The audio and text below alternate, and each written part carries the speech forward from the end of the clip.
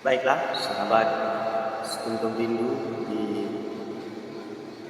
manapun berada, subscribe dan subscriber, kita mengingatkan kisah seorang sufi, yaitu Abu Ali Al-Hasan bin Ali Al-Hakami, atau yang kita kenal dengan Abu Nawas. Adalah seorang sufi yang juga pujangga sastra Arab klasik. Ia pernah menciptakan syair yang berisi rayuan kepada Sang Tuhan untuk mohon ampunan. Menurut buku Abu Nawas, Sufi dan Penyair Ulung yang jenaka, karya Muhammad Ali Faqih, Abu Nawas dilahirkan di provinsi Ahwaz di wilayah Khuzestan atau sebelah barat daya Persia sekitar 757 Masehi. Namun ada perselisihan pendapat mengenai tahun kelahirannya ini. Ayahnya wafat ketika Abu Nawas masih kecil. Tak selang beberapa lama, ibunya membawa putranya itu ke kota Basra, Irak, karena alasan ekonomi. Sang ibu menitipkan Abu Nawas kepada seorang bernama Attar untuk melakukan pekerjaan yang bisa dilakukan oleh anak kecil. Meski demikian, Abu Nawas mendapat perlakuan baik dari Attar. Ia disekolahkan di sekolah Al-Quran sehingga berhasil menjadi hafiz.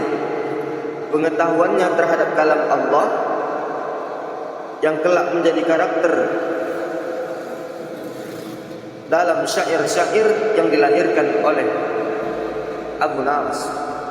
Kecerdasan Abu Nawas menarik perhatian penyair Kufah keturunan Persia, Abu Usamah Walibah bin Al-Hubab Al-Asadi. Ia pun mengangkat Abu Nawas menjadi muridnya. Karya-karya dari hasil Walibah begitu terkenal karena puisinya yang humoris, tidak bermoral, tetapi ia sangat fasih dan terampil menggunakan diksi-diksi yang ringan, tajam, dan jenaka. Kemampuannya inilah yang kemudian mewarnai ciri puisi karya Abu Nawas.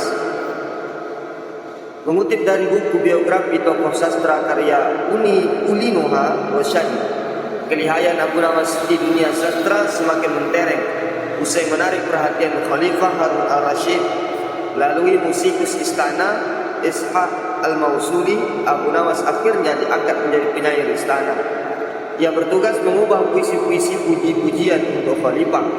Syair-syair Abu Nawas awalnya berisi kebohongan dan keglamoran, kemudian lambat laun menjadi lebih bernuansa religi dan kepasrahan kepada Allah Subhanahu wa taala. Demikian seperti dikatakan Siti Nur Aidah dalam buku 25 kisah tokoh sufi dunia.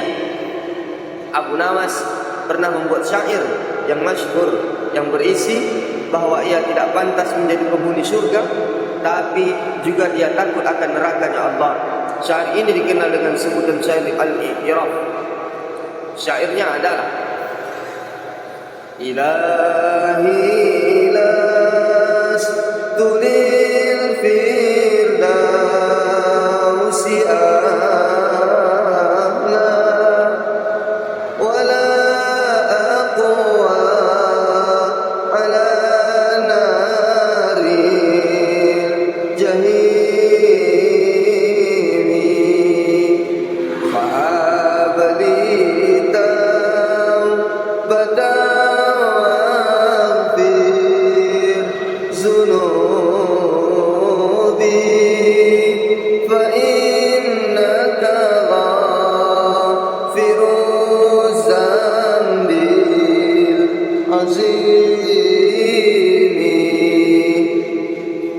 Artinya, Tuhanku, tidaklah pantas hamba menjadi penghuni surga, namun hamba juga tidak kuat menahan panasnya api neraka.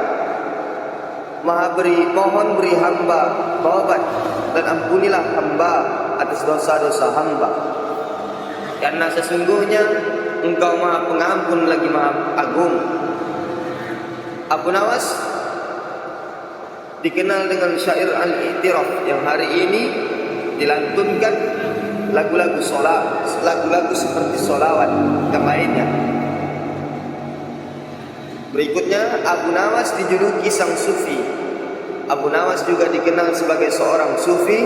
Ajaran tasawufnya menjadi kritik sosial, namun ia menampilkan dirinya sebagai orang yang tidak boleh dirujuk. Imam Syafi'i pernah mengungkapkan, andai saja Abu Nawas tidak menyamar, niscaya aku akan mengutipnya. Abu Nawas memang tidak memiliki karya di bidang tasawuf seperti Ibnu Arabi, Imam Al-Ghazali, Jalaluddin Maulana Ar-Rumi. Semasa hidup, Abu Nawas banyak memperlihatkan tingkah yang menjengkelkan tapi jenaka, aneh. Kematiannya juga pun penuh misteri. Ia dimakamkan di Shunizi, di jantung kota Baghdad.